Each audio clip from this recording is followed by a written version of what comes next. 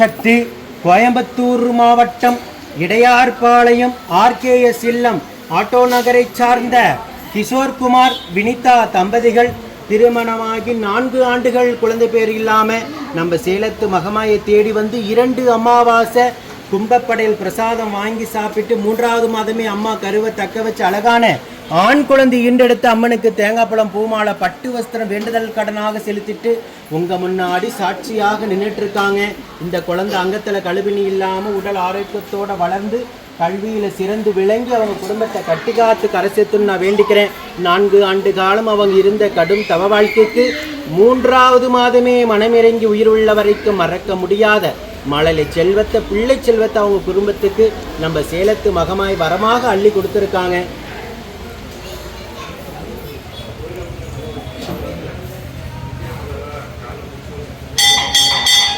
அதே போல நித்தம் சாட்சியாக நிற்கின்ற பக்த கோடி பெருமக்களை நீங்கள் கண்கூடாக பார்த்துக்கிட்டு தான் இருக்கீங்க.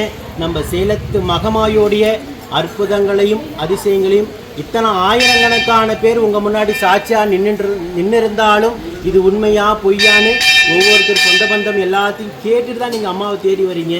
அந்த அளவுக்கு இப்போ இருக்கின்ற ஆன்மீகம் வந்து தெய்வத்தின் மேலே நம்பிக்கை இல்லாத அளவுக்கு இருக்குது.